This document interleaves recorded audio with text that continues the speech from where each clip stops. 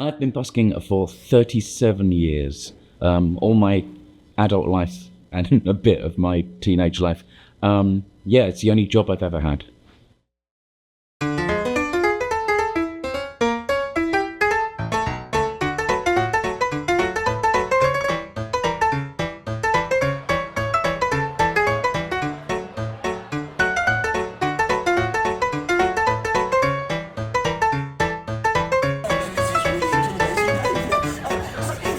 My name is Matt Ricardo, age old.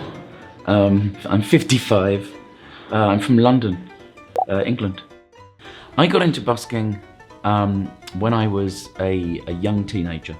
I was on holiday with my parents at a seaside resort, and I saw a street performer, and I don't think I'd ever seen a street performer before, and he was a juggler, and he wasn't a particularly technically excellent juggler, but he was a showman. He was charismatic and funny and anarchic, and I couldn't get over how just by skill and guts and like sheer force of will, he transformed a place that was not designed for entertainment. It was just a patch of pavement. He transformed it with his skills into a venue, into a theatre.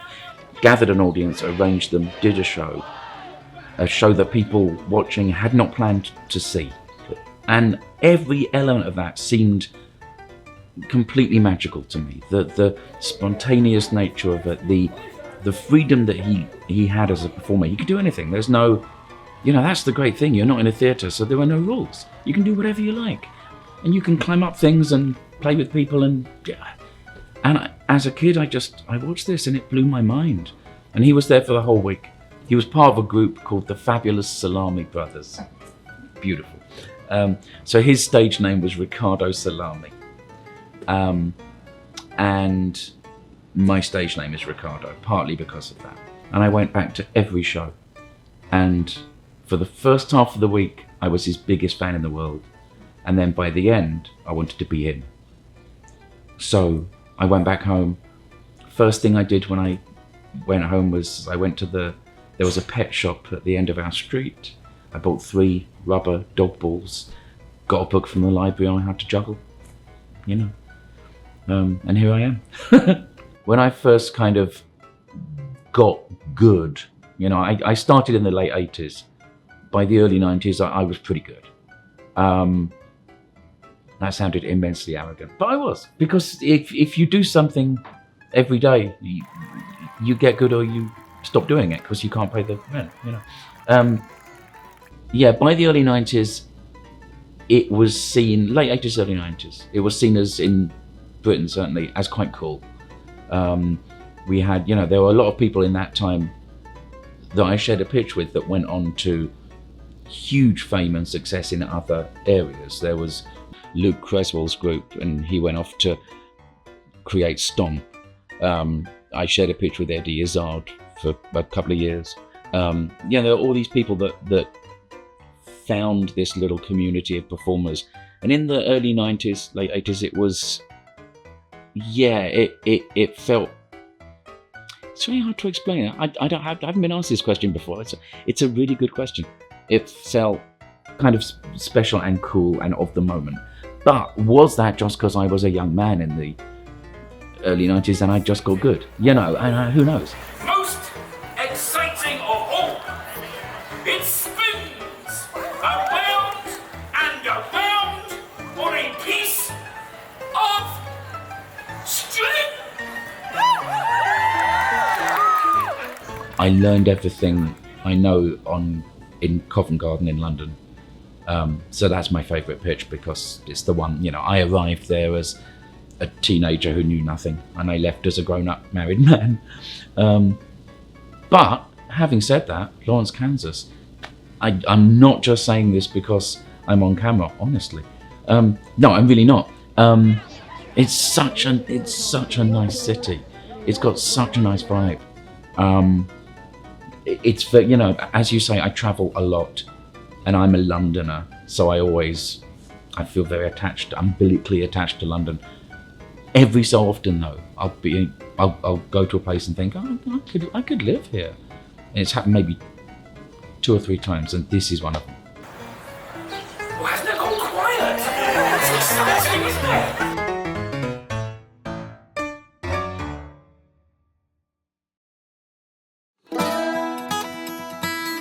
Yeah, back in the sort of heyday of music hall and variety, and there were all these different kinds of juggler, because jugglers back then, and you wouldn't think it now, but they were internationally famous. Some of them, they were like pop stars, but so were magicians, so were acrobats. It wasn't. There were more different kinds of famous people that did different kinds of things. Does that make sense? So yeah, there were gentleman jugglers, there were restaurant jugglers, there were tramp jugglers, there were military jugglers, salon jugglers, strongman jugglers, all these different kinds of juggler. And quite early on in my career, I'm a nerd, so I like to research things, and I discovered this idea of the gentleman juggler, who it's a clever thing, because juggling is essentially showing off. It's look what I can do that you can't. And that's, depending on how you present it, that can be not fun, it can be smug, But gentleman jugglers kind of circumvented that by just being these characters that were just super cool. And they wore really nice suits, and they used to have their stage set like a bar or a gentleman's club or something. And they would just sort of saunter in and just do tricks with all the things that a gentleman would encounter on a night out.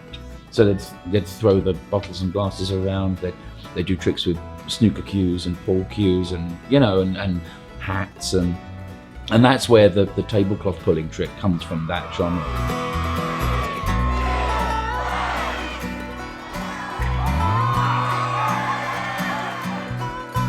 Yes, I have spent a delightful evening with the king. To be fair, it was before he was king, it was when he was prince. Yeah, I did a private party for him in a palace. It's so weird, this job. You get a phone call, and someone says, "So, what are you doing on this day?" "Oh, I'm free." "Yeah, you want to come and headline a show for Prince Charles and Camilla?" It's like, "Yeah, I guess, yeah." It was a party in their palace, a Christmas party for them and their friends and the staff of the palace.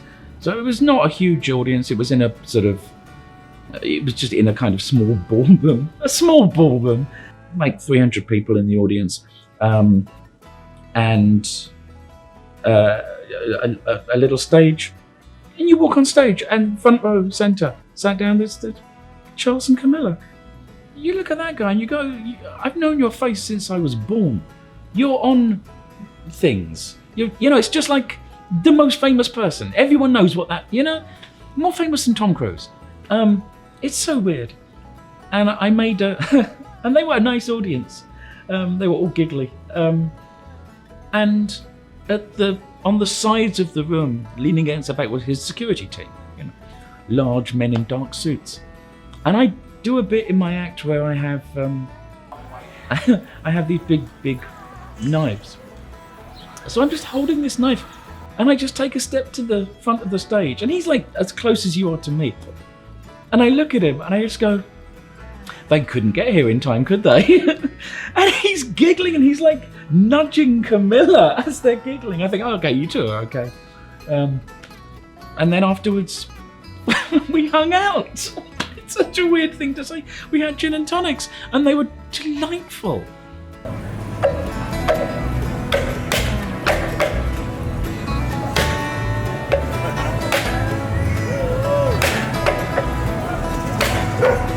Thank you.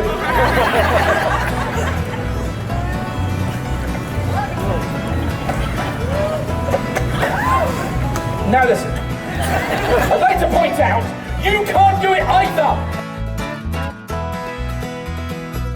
What challenges have I had to face in a show? Well, the beautiful and awful thing about street performing is that you're on a street, so all the crazy stuff that happens on any street will at some point happen in your show. This is the nature of street performing, is that you learn very quickly to not stress about the things you can't control.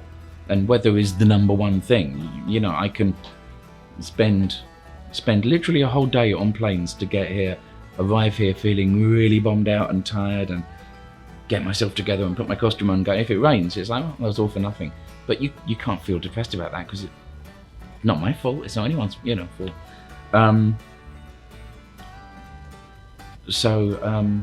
Yeah, but it's currently gorgeous. Yeah, the rain is not good for me, because it's very hard to pull a tablecloth when the tablecloth is wet.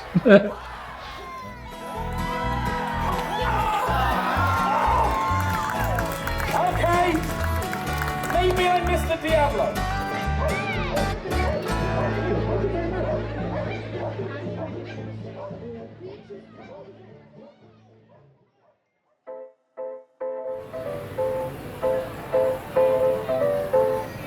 Roger, hello. Hello. You now look. Something that street performing has taught me, I think, is to not focus on the money, not focus on the earning. Because in its basic sense, when I'm doing a street show, the main thing I'm there to do is to give everyone a good time. Just to create a vibe where everyone goes, hey, and forgets about the real lives and the things that we're all stressed and scared and depressed about, and just shut all that out and just do something silly and fun. If I'm doing that, but also focusing on, oh, but I want to make at least this much money, so that's no fun. That's not the job anymore. That's a different job, and I'm not interested in that one. But if you do, if you do that well, if you create that nice vibe and make everyone forget their problems, then they will give you some money, because they value that. People value that. So it's all play. But it's work, because it's hard work, because, my podcast, and thank you for mentioning it, subscribe. The sort of tagline for my podcast is, it's about the hard work of creativity. So it's about how to be creative, how to make things. But it's also not kind of sugarcoating that all artists are these ethereal beings that just kind of hang around drinking cocktails and having wonderful ideas. And no, you have to, it's work.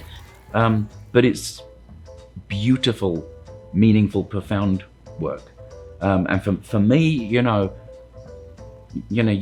mentioned that I make things in a lot of different media, a lot of different art forms. I write, I perform in anywhere that I can. I do YouTube, I have a YouTube channel, blah, blah, blah, blah. I've written a book, I'm writing another one. All these things help me to stay emotionally okay. I am not, I'm a broken cookie. Yeah, I was diagnosed with autism less than a year ago, and that's quite rare. Most people who are autistic get their diagnosis in childhood, it was quite a lot. It was quite a lot to deal with. It answered a lot of questions, but it also made me kind of have to reframe how I feel about and what I think about all of my life, everything I've done up until this point, with a new knowledge of how my brain works. So I'm just kind of starting that journey. I'm not even, I'm just beginning that. Yeah, it's interesting. But yeah, like I say, I have autism, I have epilepsy, I have a smorgasbord of mental illness. I have anxiety and depression and OCD, and I think, and I'm not saying that so people should think I'm special or feel sorry for me or some sort of, I don't know, what people might think it's some sort of weird attention seeking. I don't need to seek attention that way. I do a show, I get my attention needs met. But I think, a lot of people, probably most people, have things like this. And on one hand, we all just get on with it anyway. On the other hand, it's probably really healthy for us to understand that we're all, fighting our own battles and to try and understand each other. And if you can't, then maybe kindness is good. I'm just a juggler, what do I know? Thank you very much. Thank you so much for coming back. Oh, my pleasure. Yes, of course. Some of my nicest, most fun memories of shows have been teeny tiny little shows with just a few people. But magical things happened. You know, it's not about, you know, and I would earn no money from that, but it's the least important thing. I'll tell you something that happened in that show that you watched yesterday. That was a fun show. I enjoyed that. And there was a woman sat on the curb in her kind of, I would imagine, mid-late 30s. And from quite early on in the show, she started sort of bantering with me. And I think she'd had a little drink because she was confident and giggly. But she wasn't trying to cause any trouble. She was a fun heckler. So throughout the show, I kind of went back and forward with her, and she was kind of fun, and it was nice. And then after the show, she came up to me in tears and said, "I just want to tell you that I've had a really rough week, and that thing, you know, talking to you and playing with you in the show, I really needed that." And she gave me a big hug, and it's like, well, there it is, you know. And it is a bit of a cliche. It's like a showbiz is magic cliche, but it's a real thing, and it's all the more powerful when people don't plan to see a show. The spontaneous nature, you know, you interrupt someone's life with something overwhelmingly positive and magical.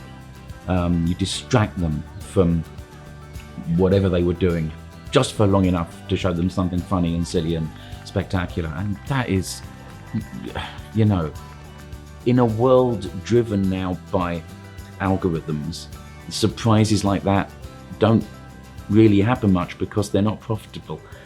So when something like that can happen, you know, she told me that I completely made her day, and I said to her, it's the same. It works the other way around. An escape for the performer as well as the audience.